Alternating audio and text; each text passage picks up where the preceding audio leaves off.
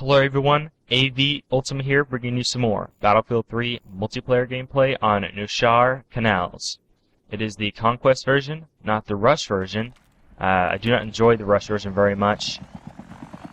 Anti-air gun, that's all I'm going to say. I did say in my last video that I was going to post a in-depth tips and tricks video on this footage, but I decided to actually go all out and write a script, record the voiceover for some custom footage. And that's what I'll do. It should be coming out within maybe the next few days, within the week. So make sure you subscribe if you want to see that. At the time of this recording, I have 99 subs. Almost 100, guys. That's a big number, 100. I'd like to thank everyone again for their support. Now, I did spawn into the scout helicopter, Little Bird. I did want to get in to drive it, but unfortunately, he got into it first. Some people spawn really quickly. But I will repair if needed, but right now I will jump down to A. Usually, at the beginning of a match, I either go quickly for our main one, which would be C in this case, and then head straight for another one. But I attempted to go straight for the enemies, see if I can do some damage, and it looks like the enemies doing the damage to themselves. As you can see, they were driving right past the point they're supposed to capture.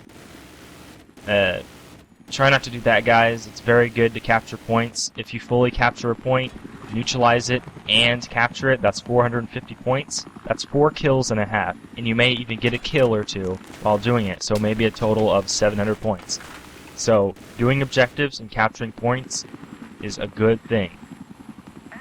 Now, as you saw right there, there was a guy shooting at us from the aircraft carrier, but the driver did not want to go down and get him. Unfortunately, I assume he was a little too scared to go that low. You usually want to be more upfront when you're in a vehicle, be right up in the enemy's faces, trying to do as much damage as possible. I don't think he's really doing that, in my opinion. He's flying a little too high for me. I do try to recapture A. I do get a kill there. Do get that guy pretty well. By the way, flashlights still blind you very easily in the daytime. It may be a little worse when it's nighttime or when you're in a closed area, but it's way too much in the daytime. Yeah. Tell me what you guys think about that. We do end up neutralizing, and we do end up capturing. It appeared there was not enough guys here, but they were doing a pretty okay job. They did have all 3 points out just a second ago, but we were able to come back and retake it from them.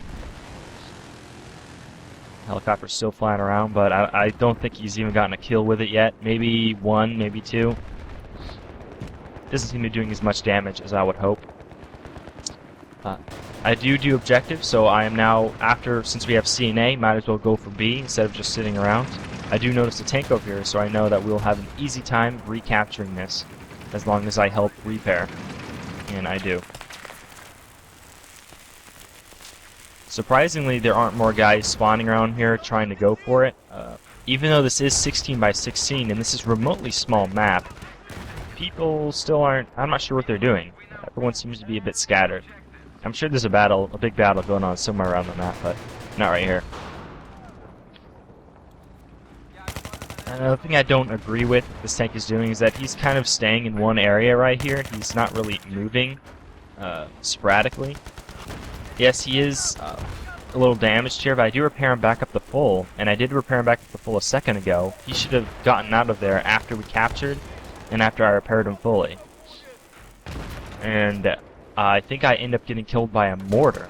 And if you're not moving enough to be killed by a mortar in a tank, then really should be moving more. Now, I don't know if you guys caught a glimpse of my score there. I was 4-1 with 1,800 points. It's like if I've gotten 18 kills already, but since I've captured 2 points and gotten kills, I'm pretty high up on the leaderboard already, and I haven't even done really that much damage. I've just captured points. You always want to have objectives and goals above kills, because the objectives are actually the things, in helping your teammates are actually the things that net you the more points. Some people try too hard to get kills, and they end up going really bad in the end, because they didn't bother capturing points. And even though I've seen people go 20 and 5 and still like be really low on the list because they didn't do anything to help the team. You may have done well in kills, but you didn't do many team activities. Now notice how I'm not staying in one particular spot for long periods of time. I move from one position to another remotely quickly. I'm going for points because, you know, that is the objective. To win, I need to get the points, so I want to win, so I'll go get the points. A lot of people, as I said, try to go for kills a lot. They don't try to go for the objectives, even though the objectives are actually the big point-giving items. So we do end up neutralizing here. I still get 200 points, even though I haven't fully captured it yet, so that it should encourage people more to go for points. Unfortunately, there are about 2-3 guys here, still here, defending, and I get taken down. But at least I tried, and I got some points for myself, and it still ended up neutralizing it, meaning they cannot spawn there for the few seconds that I have neutralized. I do respawn at the container area. Oddly enough, even though they have B and kinda have C, they're not retaking A, which is the closest point to their aircraft carrier. A little fact about this map is that the U.S. actually spawned closer to the points than the Russians. It's balanced because the U.S. have to cross, of course, a waterway to get over here. So it's balanced in that way. The Russians are also, you also may notice that the 2 points A and B are really close to the U.S., and the Russians have to go a great distance from the deployment to get to, in fact, C, A, B, and C. But to balance that out, we are given 2 tanks and a whole bunch of buggies. And sooner or later, if we do have C captured, an LAV spawns here. So this is a pretty balanced map. I like the way DICE made it. There's still a few guys over there in that awning, still trying to take them out. And then again, I'm not staying in one spot too long. After we know that we've got it pretty cleared, I head over to the one point that we do not have captured. Even though we're sitting pretty well on 2 points right now, or almost 2 points, you don't want to just stay back and defend them. You always want to meet the enemy out in the field. You don't want to battle them as they're trying to capture. It makes the enemy move up slower, and adds an extra line of defense for anyone else who might still be back at the base. For anyone who doesn't do it often, I really recommend looking at your radar constantly. Just glance down there every couple seconds to get an idea of where your friendlies are, and that pretty much tells you where the enemy is. If there's a big blob of friendlies behind you, it's usually sure that there are enemies in front of you. Also, it helps you pinpoint enemies that may have been shooting. Or, just in that situation right there, I was running back towards A, but then I noticed there were guys on the map, so I spun back around quickly, and it net me a kill. If you learn just little things like that, looking down at the map, it helps you a lot. If you've ever played StarCraft, then you guys would know how good it is to watch your map constantly and look down there. It's a very good habit to learn. Keep that in mind. Now I am running back over to A, but this time I will not get killed from the same area. When you do assault a position and then die, make sure when you come back you look at that position where you died from, because more often than not there are enemies there. And constantly I see people running back to the same point and not watching where they died from last and dying in the same exact spot over and over and over again. You want to make sure you check every single spot and keep in mind, okay, that's a point where a lot of people like to sit, so let's look over there every time we walk by. And I did end up getting a kill from that spot. So there's an example right there. Always checking your corners. That's kind of a way to look at it. Yes, it is good to check corners in this game. Check every single hiding spot. Yes, it can be tedious, but it helps you all the time. Just get used to it, and you'll be getting better and better. I'm now 11-4 with, I believe it said 2,000 or 3,000. I think 3,000 points. That's quite a bit. That's practically 30 kills. So I guess you could look at it like 30 and whatever, how many deaths I have, 5. And I do see a guy on the radar here, but he just outplays me here. I did not bother aiming down the sight. I thought I took him off guard, but no, he got me. Luckily, a teammate revives me, which does not add a death to my scoreboard, which is nice. Although deaths don't really matter much in this game, except for reducing kill-death ratios. I usually like to keep above a 2. That's my minimum, but it really doesn't matter. It's good to set bars for yourself if you want to get better. Like I set myself a 2. I almost want to try for that. I usually want to get over 5,000 points every game. Best is 10,000. So if you set bars for yourself, you'll get better, because you'll be striving to get to that point time and time again. And there's the helicopter I will be taking. It just crash landed right there.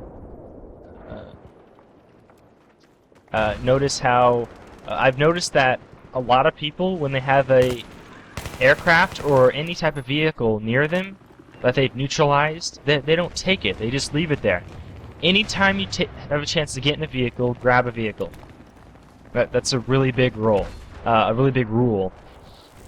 You may think, oh, I don't like to use vehicles. It seems newbie. Well, this is Battlefield 3. The vehicles are part of the game. If you don't use the vehicles, you're losing an amazing advantage you can use to get 10, 15 kills just that easily.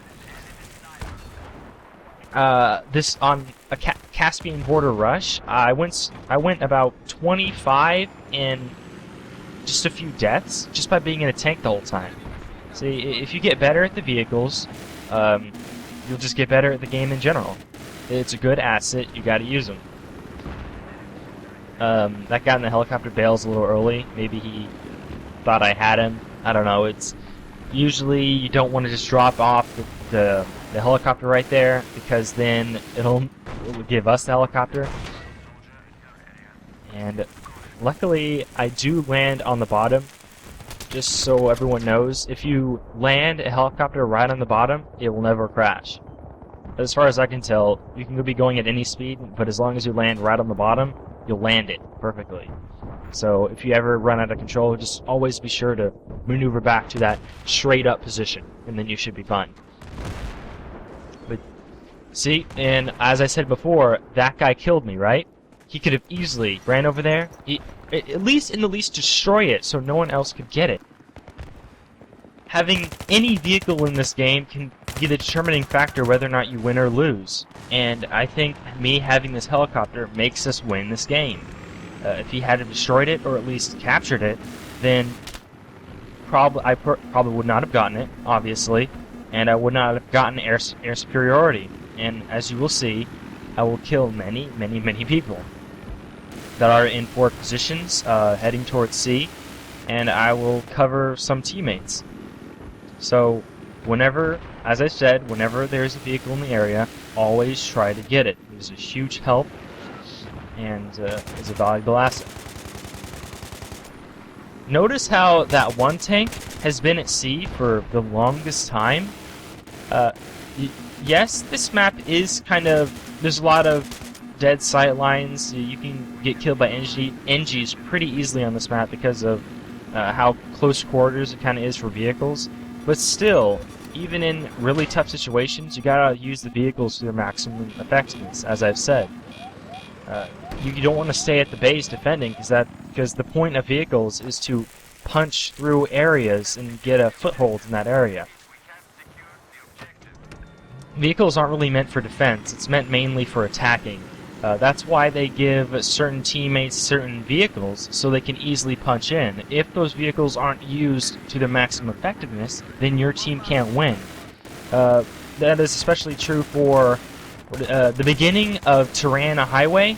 The attackers, I've seen attackers get completely slaughtered on that map because people are not using the vehicles to maximum effectiveness. You start with 2-3 tanks on that map, 1 or 2 Amtraks, and a whole bunch of Jeeps. I mean, you should be able to get that first point easily, but people do not use the vehicles that well. I've seen. But notice how I am attempting to stay in the battle as long as possible. If I'm getting targeted, I run out of the battlefield, shoot off my flares, and come back in right when my flares are back, and I'm staying low to the ground. Yes, it may be dangerous, it may be slightly volatile, but that's what you want to do with vehicles. You want to use them the best way you can and make plays with it, as that's what they're meant to be used for.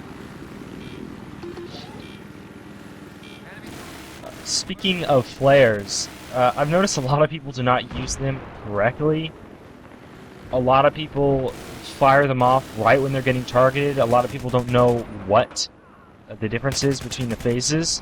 There's a locking on phase, a lock phase, and then when they actually fire on you, you can easily tell which way they are just by the tones of them. If it's a solid tone, that means they've locked on, and when it starts beeping quickly and at a quickly and at a low pitch, then they're firing on you. Do not fire flares right when you're getting locked on, which is the low beeping and low beep rate. So just thought I'd tell you guys that. Yes, there are some people who don't really get it, especially in jets. I've seen that happen a lot, where I'd start locking onto a guy and he'd fire them off immediately and I'd take them down.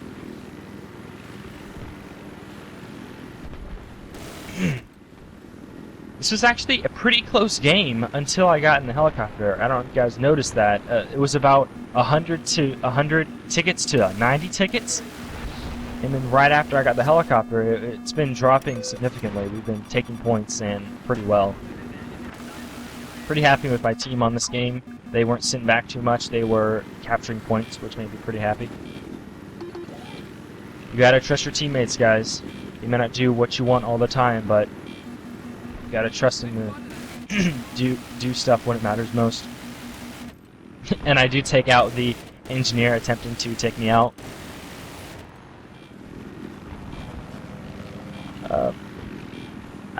I don't think I've really gotten a grasp of how to actually shoot the gun on the scout helicopter yet. It seems like it's between the big crosshair and the little crosshair, or it's, I don't know, it's kind of confusing on how that works. But I'm pretty sure you want to position your target between the little one and the big one. It's kind of weird how that works, but... And I do end up taking out the pilot of that scout helicopter. Don't shoot at me. It's a bad idea. If you're gonna miss, then don't even bother. And here's I want to make a quick point right here. Notice how that guy drove the Zodiac right up the middle to where everyone usually goes. If you're attacking a position, always take the least traveled path. Go through on the left, the right, on top, whatever. Only if it's your last option should you take the middle road. Always try to flank from the left, right, go at a wide flank, and shoot towards the middle of the battlefield. You don't want to be in the center. It'll help you a lot.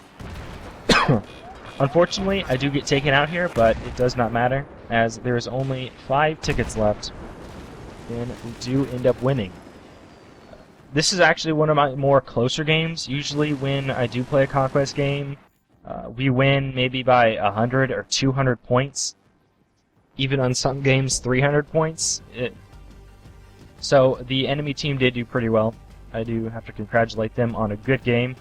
I ended 27-8 and 5,000 points as base. Not too bad. And I believe I end with over 10,000. About to see in a second. I did earn the squad explosives, which got me excited because I do love using the explosive specialization on the engineer, because it gives me 9 or 8 total rockets. That's a lot of rockets. Oh, almost 20,000 points. Wow, not bad at all. Well, guys, I hope you enjoyed the video. Be sure to subscribe if you enjoyed. Make sure you like the video and add it to your favorites. And I will see you guys next time.